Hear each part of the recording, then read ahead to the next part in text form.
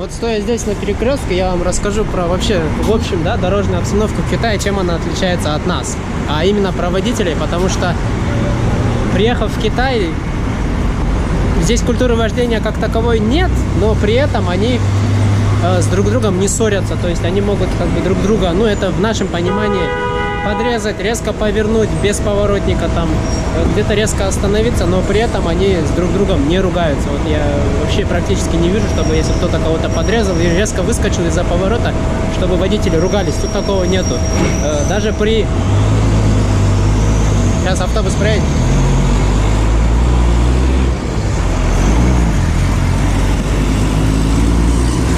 Даже во время аварии они спокойно выходят из машины, поскольку у них есть страховка, да, вот это все. Они ни с кем друг другом не ругаются. В нашем понимании, да, конечно, здесь нет культуры вождения, как пропустить пешехода, там, уступить дорогу. Вот эти вот элементарные правила вежливости в Китае они отсутствуют, но, опять же, да, это компенсируется тем, что они абсолютно спокойные, никто ни с кем не ругается, не обращает внимания, ну, подрезал, ничего, остановился резко перед тобой, все, посигналил ему, поехал дальше. И здесь обычно я замечаю, когда ездишь на вот этом вот байке, если сзади тебя машина, то он сигналит. И сигналит он не в том плане, то, что эй, отойди там, уйди с дороги, в плане то, чтобы привлечь твое внимание. Вот.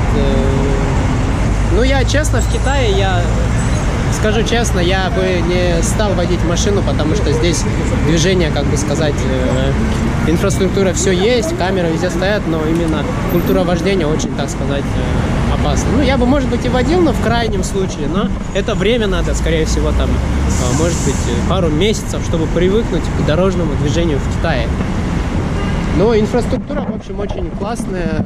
Вот отдельная полоса для электротранспорта, какая большая, там, блин, метра 4, наверное, 3-4 метра.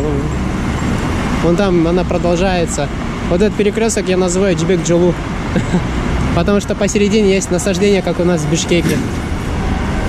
Прекрасно. О, Харлей.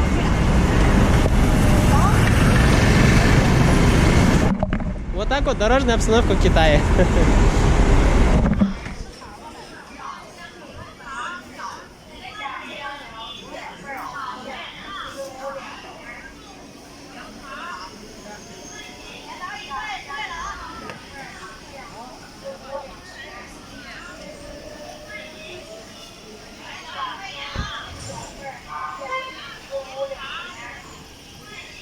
Где в основном живут, так сказать, я называю это район бабушек, дедушек, где в основном живут пожилые люди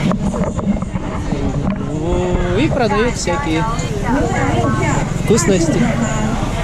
Картошечка, килограмм 14 сомов, чесночек, килограмм 50 сомов, помидоры, килограмм 40, ну, 50 сомов, лук, килограмм, сколько, 16 сомов примерно. Покажу вам цены на продукты в нашем городе, дорого ли жить. Так, хурма, персики. Так, персики у нас килограмм по, получается, 45 сомов примерно, ну 40 сомов примерно. Это у нас яблочки, килограмм по 70 сомов. У них тут за полкилограмма написано, получается, в Китае считают не по килограммам, а по полкилограмма. То есть вам эту цену надо умножить, плюс еще добавить эту же цену, получается, умножить на 2, и получается у вас цена за килограмм. Вот здесь вот такие тоже типа помидорчиков, килограмм получается 110 сомов. Это у нас апельсины, уже сдохшие, 60 сом килограмм апельсины. Вот, он там еще продает чисто так дикая торговля. Здесь вот зелень всякая, чисто придорожная торговля такая. Это вот район, где они живут. На таких машинах вывезли свои продукты и продают.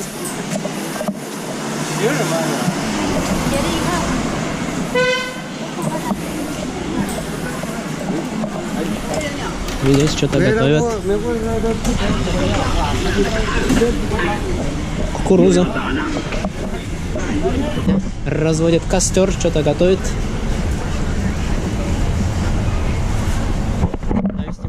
Познакомитесь. Он сюда переехал недавно. Открыл бизнес.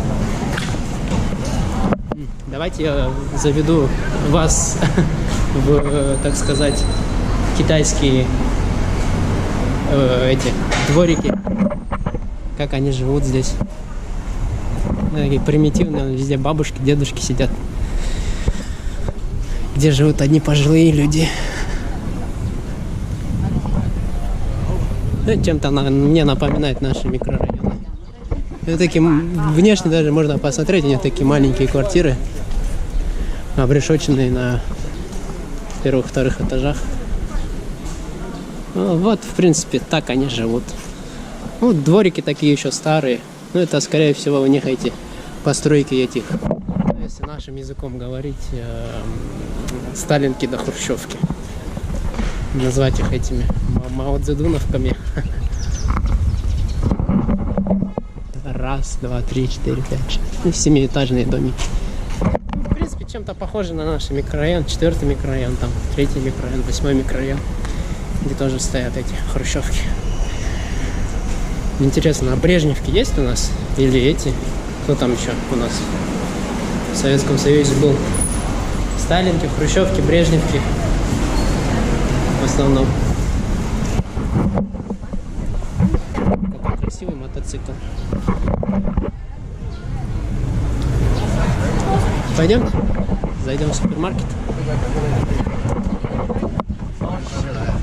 У нас курица. Грибы. Килограмм по 50 сомов. Капуста. Бабулька вон сидит. Вот здесь работает китайский друг. Интересно, сегодня здесь. Он должен быть здесь. Должен быть здесь.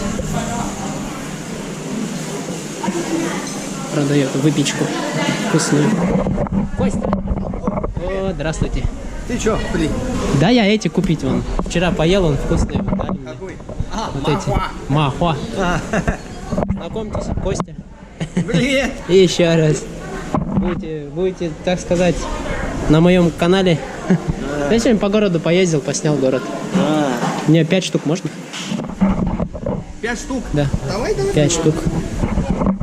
В Липецке отучился у нас в студенческие годы.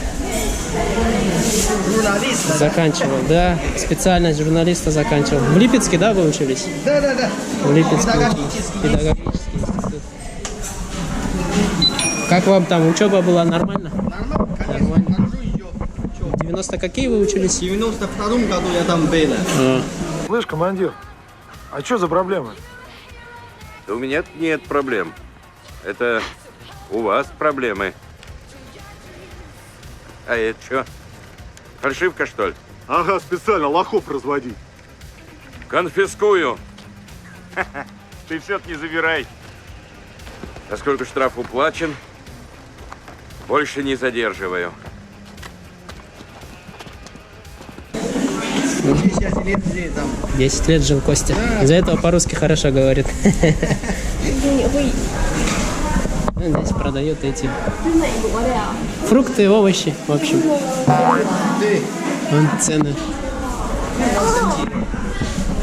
Сколько? 6,5 元。6 元的。多少钱？啊？5块。刚才我们在想中国的玩意儿怎么和我们。那个课堂念书的念念，留一声。你会中文呢？会呀。Ой, я. Это дочка ваша? Или- Не. А, здесь... А нет, супермаркет. А, дочка его, что ли? А, понятно. Некоторые китайцы знают, что я иностранец, и этот удивляется, что говорю на китайском. Они просто не знают, что здесь учиться. Да. Костины товары. Вкусно, мне вот эти понравились, косички. Сегодня заехал забрать по пути как раз. Здесь он тоже мучная. Бакалея у него. Ну так вот. Арбузы там.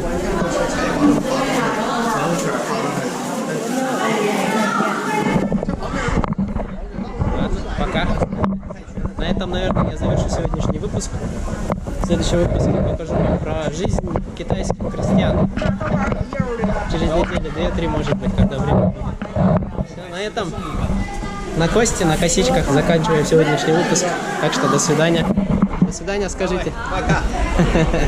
Ладно, давайте, пока.